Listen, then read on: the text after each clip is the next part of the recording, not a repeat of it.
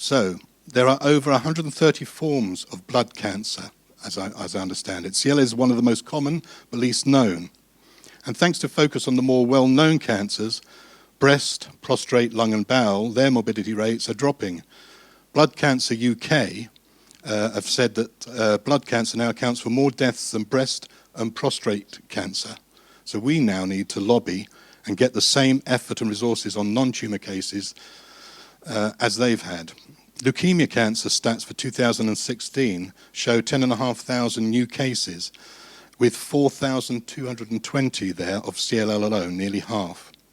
Our blood cancer charities do not have individually the same clout as the big four, and there's a need for us to lobby, work together and collaborate with other blood cancer charities, and I'll be sharing that in a bit more detail in a minute. So what have we been up to?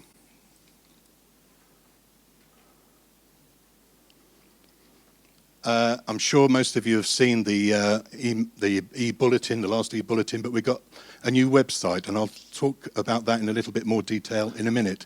The new logo. I don't know about you, when I joined and particularly became a trustee, I found it such a mouthful trying to say CLLSA in there. I wondered if I got the right amount of L's and S's and A's in there. Well, we know it's association. We know it's about CLL, and predominantly it's about support. So we focus down to CLL Support, and it's less of a mouthful for me to say as well there. There's been a lot of work to refresh the members pack, which will be released, new charity leaflets, new trustees joining as well. John Greensmith, who couldn't be with us today, he's Mr. Scotland, so we're going to start looking at running a conference and local groups, etc., for Scotland in there. 6 conferences. We've achieved to run 6 conferences. This is the last one for this year. Lewis has taken the lead, and he's looking for 6 conferences next year. We're also collaborating with Leukemia Care, who run conferences for our type of diseases as well. So we're looking to collaborate, so where we run them, they'll run them elsewhere, and vice versa, so we can get the greatest spread, the greatest capacity. Brian's done cracking work launching the e-bulletin, which we run every couple of months there. And Nora, I think you said there's over 50 now in the under 60s group, and it's growing tremendously. And those that are interested, please see Nora at lunchtime. Martin's taken over the champions. We've got 126 champions, predominantly looking at profile raising. Only 6%, I think it is, of specialists have ever heard of us. So if you're going out to your clinics, if you're going to your hospitals, GP surgeries, just dropping in a leaflet. My hospital loves the bags. We get a lot of bags left over. I was talking to Lewis, and nurses love the bags. Take them in. Great advertising. It helps people who are sitting like I did when I was first diagnosed in the Macmillan waiting room there, and see a bag, see a website, and think, oh, I'll give it a go and see what they can do for me.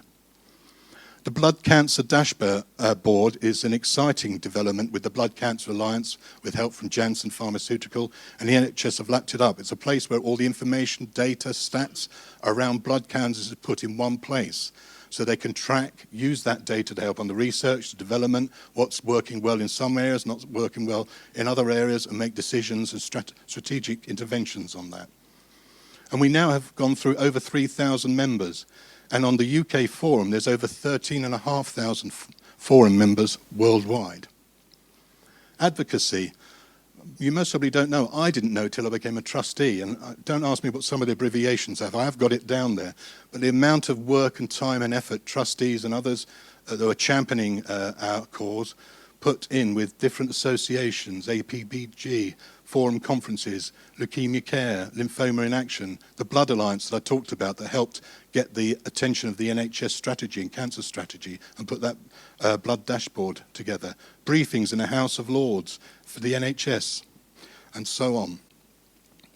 We're now represented in new drug consultations naturally, normally. So new drugs that are coming in to treat CLL, they're asking for our interventions. And luckily we've got some people, CLL patients who've got expertise and experience in this area that help us on that. I'm not going to go through all of them, but we're getting to the Wales, and with John we'll get into the Scottish strategy group as well. It's just to give you a flavour of the amount of attention, the amount of lobbying that we're trying to do on your behalf to get the attention, to make sure you get the best treatments and best solutions for your version of CLL. But we still have this challenge. This is from summer 2018. The biggest source of our members of finding out about CLL support is the internet. Consultants, when they are interviewed, those that responded, and nurses, only 8% have heard of us. And I'd guess most of those have some sort of CLL specialism. Certainly people like peers, etc., that are part of the CLL forum, the specialist forum, we regularly go along as part of that forum as well. They know all about us. And forgive me, peers, if you're in the room, but certainly we get good feedback. They find it a very valuable institution. They give out the information. They recommend the patients they see, new and existing, to join. But it's still only 8% of 4%. Only 11% see the leaflet. So one of the actions we've been taking this year is to focus on how do we get the hit rate on Google and other search engines to hit our website. How do we work with clinics, etc., using the champions, and now we're starting to work with farmers to look at their teams that go out to see the pharmacies and the surgeries to get the message out about who we are, what we can do, how to get in contact in there. How many have been on the website? Oh, that's good. Please do go on. I'm very impressed. As I understand from Rupert, who's been taking the lead on there with other trustees and helpers on there, we've only got about 20% of the information transferred from the old site. I found the old site, there was masses of useful information in there, but it was a struggle. It was put together 10, 15 years ago. There's lots of broken links in there. There was out-of-date data in there. It wasn't easy to use. Now, thanks to a legacy, hint, hint, from a lady last year, we got some money, and we've used it to work with a professional partner to develop this new site using leading-edge technology and also self-help stuff on there. So for booking onto conferences, we'll be able to put e-messages out there, and donations as well. You can do donations and set up regular donations online. So I do recommend, if you haven't been through it, please keep looking through it. You'll find all the conferences and talking heads of the conferences and information and reports on there. As I said, you'll be able to donate on there and find out information about CLL, your medical professionals. We're still building it, and it will take, I think, Rupert, you said till Christmas to get most of the, or 19% of the information across.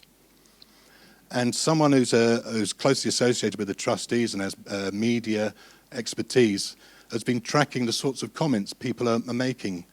And it looks like we're moving in the right direction. So great work, you're doing a great job. Without the support, I would be very much in the dark. So we're doing the right things in there.